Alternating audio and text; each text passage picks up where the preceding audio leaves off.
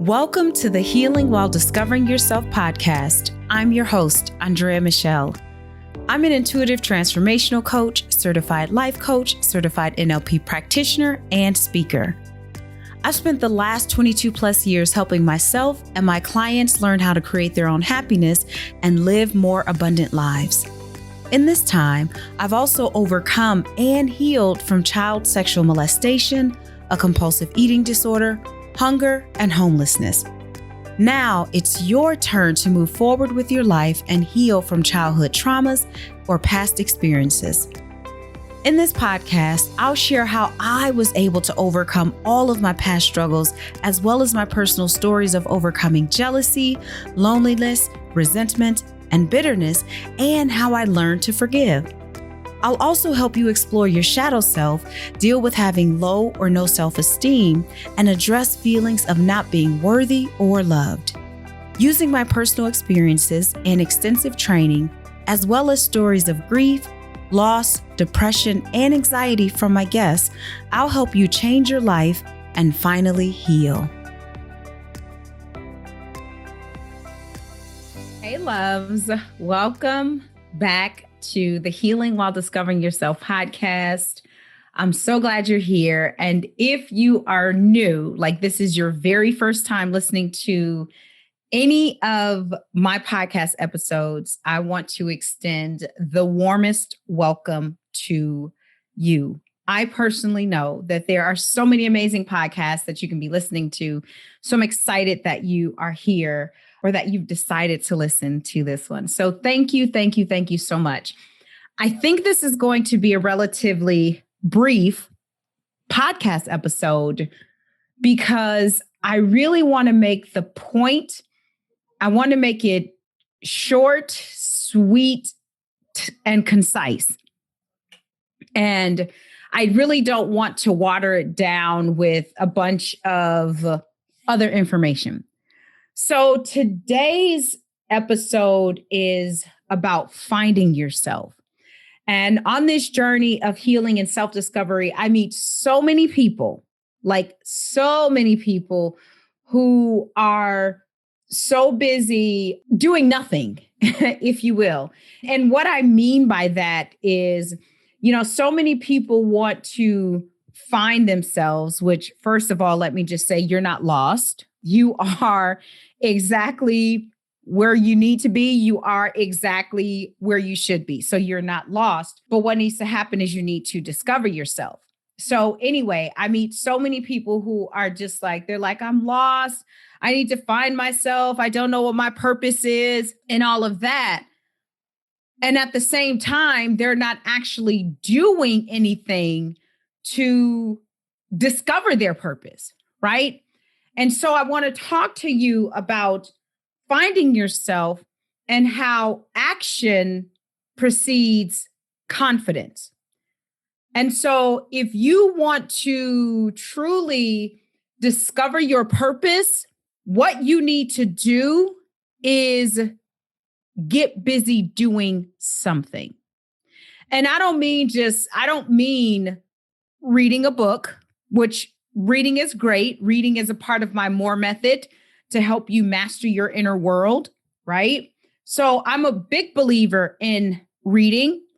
It's not even just listening to a podcast episode, including this one, but it's you actually doing something.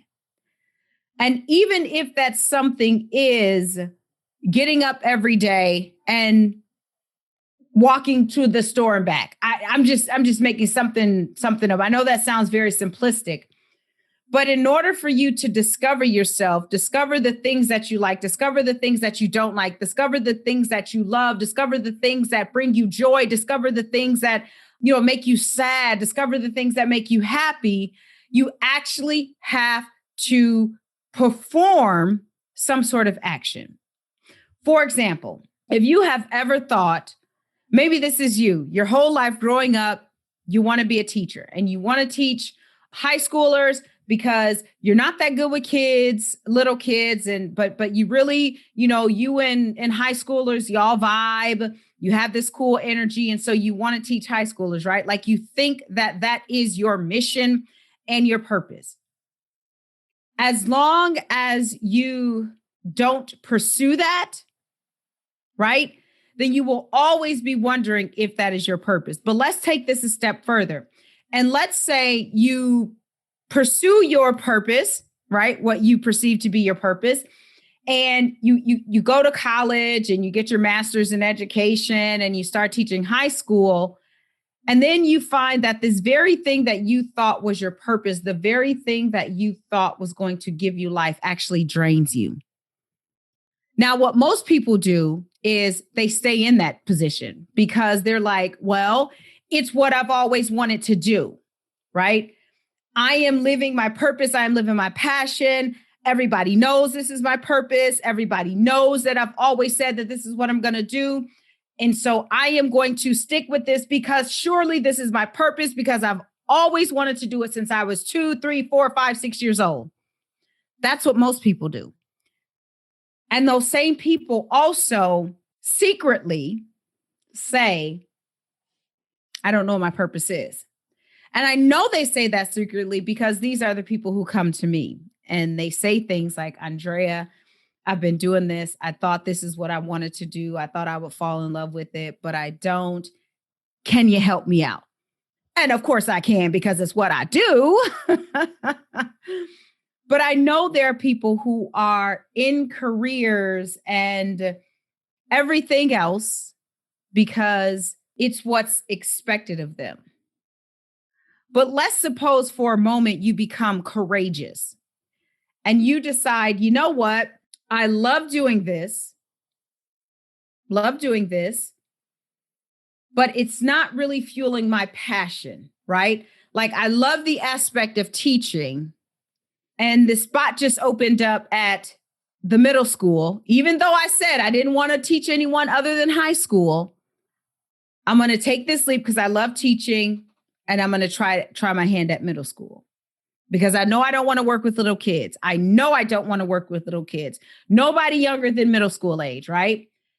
And you put that action forth and you actually do something and you leave high school and you go to middle school and you're teaching. And of course, you're fired up at first because it's something new and you're not working with the high schoolers and the energy is different. And you do that for a couple of years and you're like, yep, the fire's gone. I thought that I had discovered my purpose. I knew teaching was my thing, but you know what? These middle schoolers, I know for sure it's not the high schoolers. I know that it's not high schoolers. I now know that it's not middle schoolers, but I still love teaching, right? And then a friend comes to you who's like, oh my gosh, I'm opening up this childcare center, 4,500 square feet. We're going to take kids of all ages, do this, do that, and the other. And I really want a certified teacher because I want to create this amazing curriculum for these preschoolers so that they can get a head start when they enter into their primary education years, and all of this. And you reluctantly say, because I love you, Susie, I'm going to do it. Only because I love you. I have the experience, but I'm only going to do it for a year, just until you get your, business, everything up and running. I'll give you a year. I'll help you even hire someone new and train them. But you take action, right? And you move towards preschool. And you get to the preschool job and you notice, I actually like this. And this actually feels different than when I first graduated college and started teaching high schoolers. It feels different than when I left high school and went into the middle school and was all pumped up and fired up, ready to go. But this feels in alignment. And it's weird because I've always said I didn't want to work with kids. But in doing something, not being okay with the status quo, not being okay with other people's expectations, but knowing that there is something greater, a greater purpose for you to live. You decide to bet on yourself and take the leap and leave high school, even though you told everyone that was your dream and you thought it was your dream, and you take another leap and you leave middle school, even though you thought in the beginning that that's exactly what it is that you were going to do. And you then go and work with preschoolers, even though you told everybody, I'm not a kids person. I don't want to work with little kids. I can't do little kids, but you fell in love with it. The reason that I gave that example is because your confidence grew as a result of you taking action. And because you decided to take action, you found or you discovered the very thing that you were created to do. But if you would have sat quietly and complacently, I don't even think complacently is a word, but if you would have been complacent, you would have never discovered that your real joy and purpose was actually teaching preschoolers, even though you said from the very beginning that you didn't want to work with preschoolers, right? Or you can even give another example where you thought that you were that you knew you wanted to teach, and you thought all this time it was high school, and you realized that it wasn't. And then a corporate recruiter reached out to you and said, "Hey, we're looking for a trainer at this, ABC Corporation. Are you interested?" And you get that gig and you realize, wow, this is the teaching that I've always wanted to do. But if you don't do something, take action, then you will most likely not discover yourself, right? And you certainly won't have the confidence to continue on the journey of healing and self-discovery. Like, you have to try different things. And I know that was a very simplistic example that I gave, but truth be told, life is simple. It is my fundamental belief that life is simple. And we complicate it with our own interpretation and our own analysis. I didn't say easy, because easy is different than simple. But life is simple. It really is. Right? And so instead of wasting time, and I use that term wasting time loosely, because I really don't believe that you can actually waste time, because I believe that everything happens, when it's supposed to, because time is really an illusion in and of itself. And I did a coffee talk on the illusion of time. So you can find that on Facebook and Instagram. But confidence is gained through action by taking the first step. Right?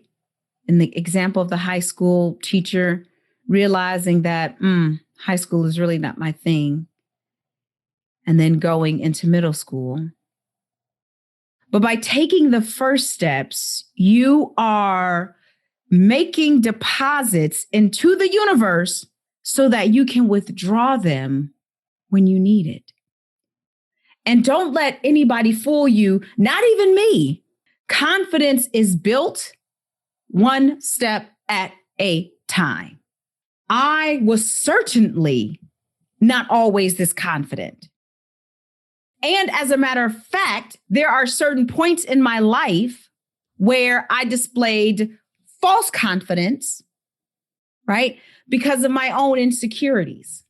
So confidence, and I didn't get to be this way because I looked and said, "Oh, I'm displaying false confidence. Let me be confident. Here I am." It was by me journeying within myself, right? And healing my insecurities, the things that made me insecure, and healing my trauma or the trauma that I had experienced, and seeing my brokenness not as a part of my identity, but just as an experience, knowing that my brokenness is not me. I am not my brokenness, and deciding that some pieces I will pick up to be healed. Other pieces I will leave down, broken, because I no longer need them. It was in doing all of that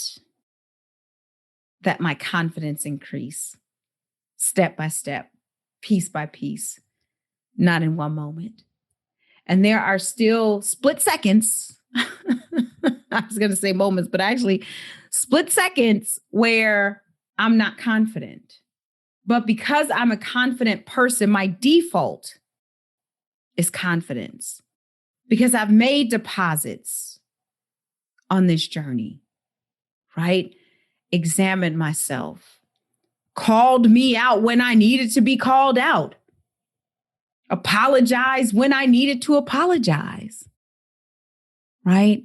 I'm confident in my decision making. So even when I don't have all the answers for something, I'm confident that based on the deposits that I made throughout my life on the healing and self-discovery journey, that whatever it is that I decide is going to be the right decision. Right decision, using air quotes there, because y'all know how I feel about right and wrong, good and bad. So I really hope that this helped you out when it comes to, finding yourself, discovering yourself, and know that really in order for you to get closer to your purpose, you have to take action. And each time you take action, you become more and more confident in who you are. Without action, confidence is going to be few and far between.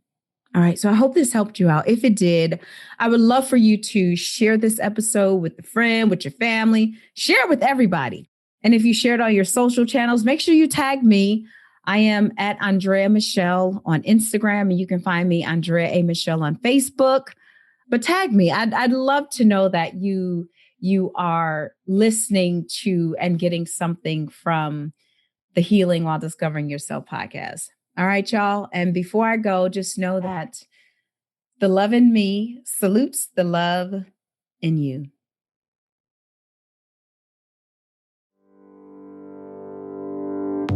Hey, loves, are you looking for a safe place to hang out while you're healing with other like-minded individuals? If so, then I would love for you to join my private Facebook community called Healing While Discovering Yourself, named after the podcast. This community is for those who are truly seeking a safe place to heal and also show up authentically. If this interests you, then I'm going to invite you to go to Facebook/groups/Healing While Discovering. I look forward to seeing you in the group. Tony Robbins said, "The quality of your life is a direct reflection of the quality of the questions you're asking yourself." And that's why I'm inviting you to download my free guide called 5 Powerful Questions to Ask Yourself to help you take back control of your life. In this guide, you will learn how to shift your mood, break negative thought patterns, and identify beliefs and stories so that you can explore the truthfulness of these stories. Go to andreamichelle.com/powerful to download this free guide today.